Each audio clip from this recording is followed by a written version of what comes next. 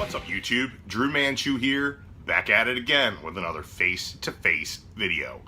Every week I sit down, look you guys in the eye, and tell you what I think about the comics that I picked up. Picked up a nice fat stack of books this week, so we're going to go ahead and get right to it with my indie picks. I picked up Black Hammer number 8. I got both covers here, including this variant here featuring the Golden Family. Now, the Golden Family is much like the Shazam family or the Superman family from the Golden Age of comics, just Jeff Lemire's take on that. And Black Hammer isn't really going anywhere fast, but the character-driven drama definitely has me hooked. Can't wait for them to wrap up this story arc and show us a little bit more what's going on inside the world of Black Hammer. One of the titles that I look forward to every month is I Hate Fairyland. I picked up the A cover here with Gert and all the shiitake people dead at her sword. Fantastic cover there. I picked up the April Fool's variant, which is the I Hate Southern Fairyland Bastards cover here. Anybody who reads Southern Bastards will get the reference there. Unfortunately, I don't read Southern Bastards. I think I kind of missed the boat on that. Probably go back and check that out in trade. And I also picked up the Fuck Fairyland variant as well. Nice and bloody and gory. If you're not on the Fairyland train yet, go ahead and hop on board at any point.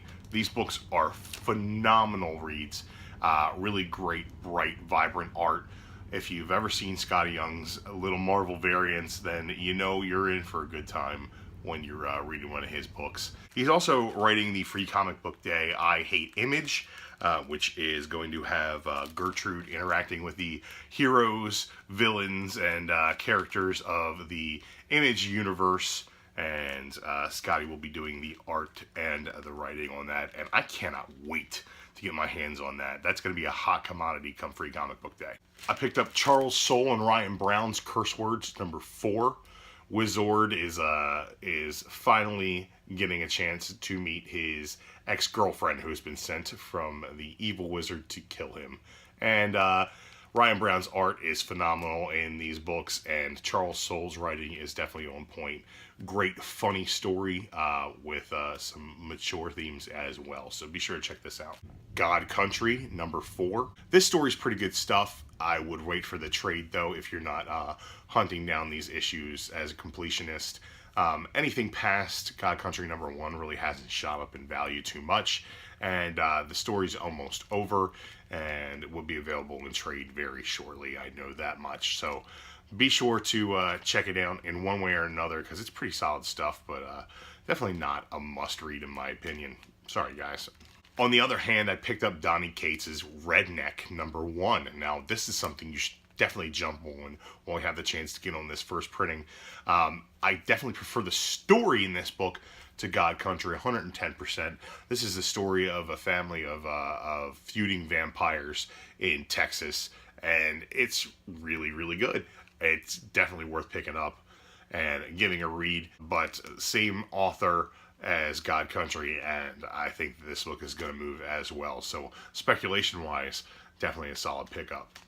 Great week for indie titles as we get a brand new title to look forward to, and also some returns of old favorites, so I really enjoyed all those books.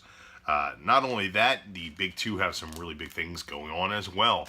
Let's go ahead and start with DC and Batman number 21, The Button. I got this lenticular cover here, which is really cool. Really clean art on that. I dig the way that moves and the light. The one thing I didn't like about this is the amount of static electricity that the cover causes. There's a lot of cling on the pages inside, and I had to be very careful with the issue because I didn't want to screw my pages up, but I was constantly grabbing at them, trying to pull them apart. Not a fan of that.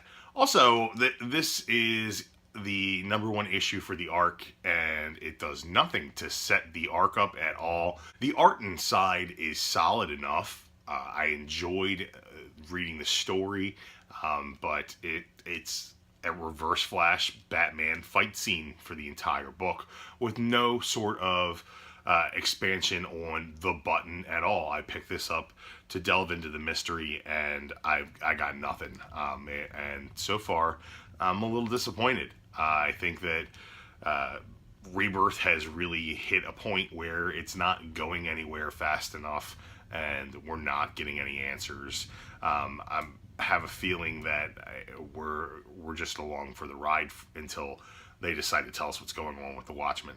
And until that happens, they're just going to drop seeds and nothing's going to grow.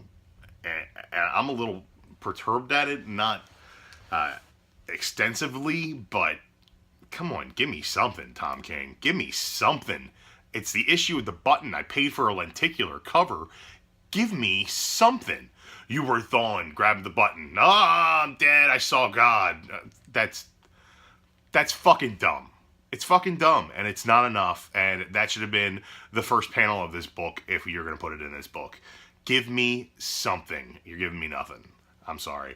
I'm a little disappointed in the button. On to the better Batman book this week, All-Star Batman. This is number 9. I picked up this cover here with Roz on the cover. I did dig that. I do have the other covers in my box, and I will be going back and picking those up eventually. But, you know, at a $5 book, buying multiple covers isn't really the most economically sound policy, so I did not pick up a bunch of those. But I did dig this book. The art inside is phenomenal by Jock. Scott Snyder knows Batman, and this was the best Batman book to read this week. Sorry, the button. I'm still holding on to Deathstroke. This is Deathstroke number 17. Probably going to drop this after the Lazarus contract, and we see what happens there. But hold on to it for right now. Not a super great issue, but this definitely is reading better in bigger chunks. Probably reads better in trade. Tim Seeley's Nightwing number 19. This is more of Damian and Dick going on an adventure. First, they were trying to save Sean. They saved Sean. Now Sean and Dick are going to try to save Damian. Some good stuff. I enjoyed it. Not nearly enough Damian in this book for my liking, but, you know, I dig it. Trinity number 8. I told myself I was going to drop this after Francis Manapul left the title, but this is more of Superman and the status of Superman after the Superman Reborn story arc, and this is Cullen Bunn on the title at the moment, and he's really killing it, and I did enjoy this, and I think you will too. Check out Trinity number 8. Justice League number 19. Now, I picked up most of this series that I have not been reading in dollar boxes at a local con. So I decided I was going to hop back on to Justice League. And this is the first pulled issue that I bought. I did buy 17 and 18 last week at the shop. And this was pulled for me this week. And I haven't had a chance to read it yet. And I'm really not in any hurry. But I did pick up this black and white variant cover, which I really thought really popped. I dig it. Superman number 21. This is the Black Dawn story arc that we got some of 2 weeks ago with Batman going after Bessie the cow. We learned that Batman does not like pie, and in this issue we learned that John has been stepping out of his comfort zone and disobeying his parents, and that Damian Wayne's been quite the bad influence on him. But the issue ends with Superman walking into what appears to be a trap. So it's going to set up for the Super Sons to need to come and save the day eventually, and I dig that Tomasi's doing that. On to my DC pick of the week, which is Super Sons. Super Sons number 3 sees more of John and Damian teaming up. We learn more about the Amazo virus, what's going on there. Their banter is as good as it's ever been. They fight robot versions of each other's dads, and it's pretty cool stuff. I really enjoyed it, and I think Super Sons is probably the best DC title out right now. I like what Superman's doing, setting it all up, but Super Sons is where all the fun is had right at the moment. As these books kind of bleed together, they have the same writer. I really dig that, and they really take note from each other.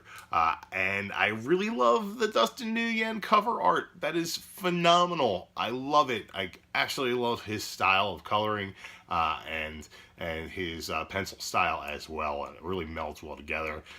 I can't say enough good things about Super Sons number 3. This comic I'm holding in my hand was my favorite DC comic of the week. New Image launches, The Button from DC, but Marvel's got its own thing going on this week as well, and that is Secret Empire. And we're going to get to that, but first let's start with some of the unrelated books. Star-Lord #6, Chip Zdarsky is doing his thing still on this title, and looks like this is the end of the first arc. I know we are getting a Star-Lord annual, and I don't know if we're getting any more of this Zdarsky Star Wars series. I know he's doing the Spectacular Spider-Man, which is going to take up a lot of his time. I know that the Guardians are relaunching next week, I believe. And this wraps up things perfectly. If they're ending it at 6 issues, that's a really great mini-series, and I really enjoyed Zdarsky's take on Star-Lord. Then again, it is not for everyone, but I really dug it, and maybe give it a try. Doctor Strange #19. Now this is the penultimate issue of the run of Jason Aaron and Chris Bocciolo. Their final issue will be next month's issue #20, but I really loved what they did with The Last Days of Magic. I think Bocciolo's art style is perfect for a book like Doctor Strange.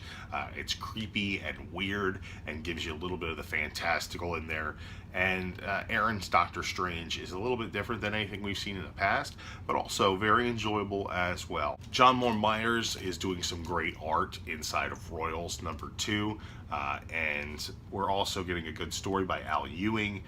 Unfortunately for me, I was not super hooked on the idea of Royals coming out of Inhuman Prime, and the first issue I thought was absolutely beautiful. I agree, this issue is just the same, absolutely beautiful, but the story is not really doing anything for me at the moment. Al Ewing, I've got faith in you, brother. Give me a couple more issues. I'll give this first arc a try, and if it doesn't pick up, I'll probably be done with Royals, but these issues are absolutely phenomenal to look at. Invincible Iron Man #6. I have not read this yet. This is one of the few books that fell victim to the glut of greatness that we got this week. But I have been loving this title. I've been loving what Riri Williams has been doing with the Iron Man suit. I think she's a very interesting character, and I think that because Brian Michael Bendis created her, he has a vested interest in making her a viable option for writers in the future. And it's going really well. I enjoy it, and I'm excited to sit down and read this eventually. Guardians of the Galaxy Dream On #1. This is a double-sized special issue.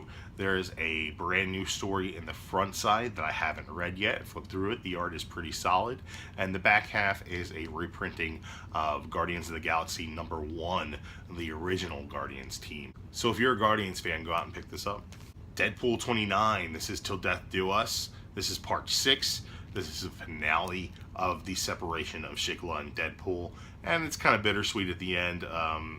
This kind of lulled in the middle, being a crossover between a couple of different Deadpool titles, but it all came together pretty nicely in the end, and Deadpool is once again the sad clown that we all know him to be at the end of the story. So check it out. If you like Deadpool, you're going to like it, and I think that this kind of is giving him the opportunity to go forward and do some different things in the future. Daredevil 19, the next step in Running with the Devil. I haven't had a chance to read through this yet this week either, but I do intend to get to that this weekend, so I will be checking that out. Been loving what Charles Soule's doing with Daredevil, but for me it's just hasn't been essential reading, and even though I enjoy it, it's definitely going at the bottom of the stack. Sorry, Daredevil. We got the Secret Empire opening salvo through the tie-ins.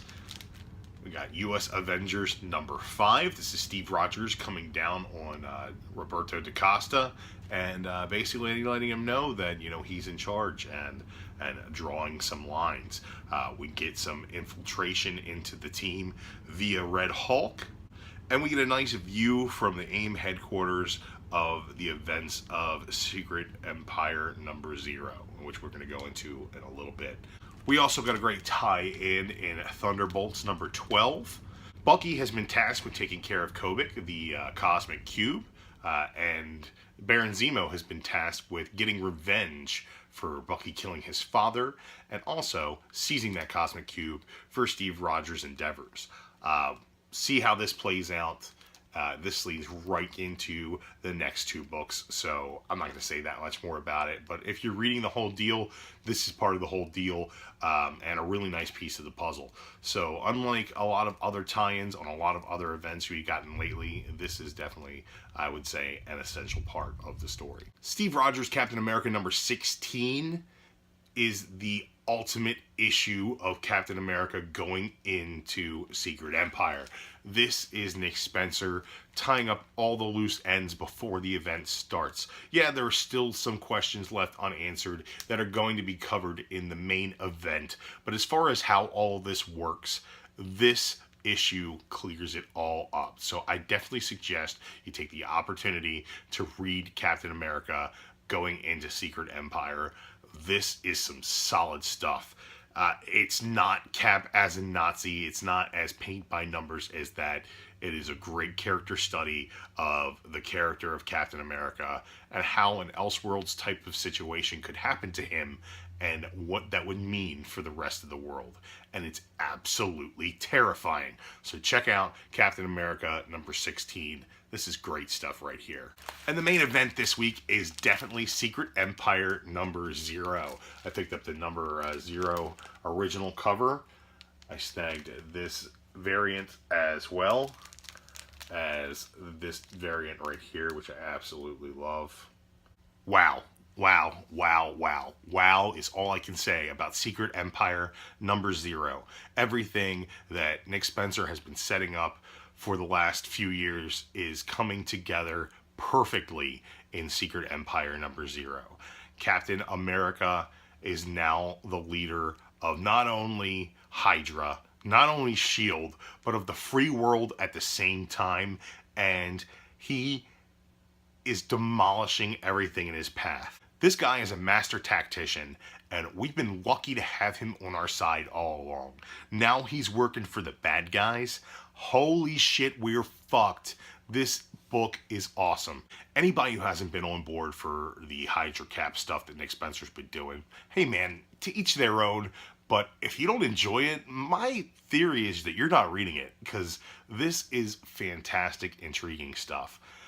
And shots have already been fired. I'm not going to spoil this for anybody, but there are already heroes exiled from Earth. There are already heroes who have been killed. There are already heroes who have been sacrificed for Steve to come to power. There have already been relationships that have been destroyed. Everybody has been affected by this so far. The status quo of the Marvel Universe is going to change because of Secret Empire. So just get on board and read it. It's phenomenal. Secret Empire 0 is exactly what you want in a big crossover event.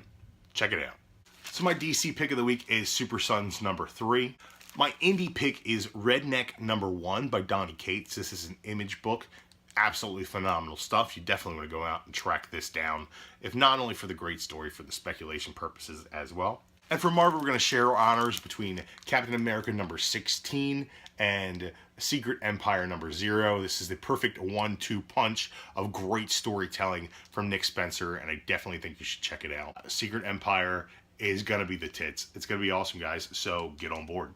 And a great honorable mention going out to the A cover of I Hate Fairyland. I normally prefer the Fuck Fairyland variants, but I definitely think that this cover right here is the best. We got that April Fool's Southern Bastards cover, which is awesome. The Fuck variant was great, but this right here is freaking gorgeous. Absolutely love that. Thank you, Scotty Young, for all the hard work you put into these books. This is a killer honorable mention, this great cover. I didn't grab any pops or toys or anything this week. Nothing really to speak of as far as back issues go. A little bit of things here and there, but nothing to write home about. So I won't be sharing anything else on this face-to-face video, guys. So that does it for this week. Remember to collect what you love, share what you find. I'm Drew Manchu, and I'll see you guys next time.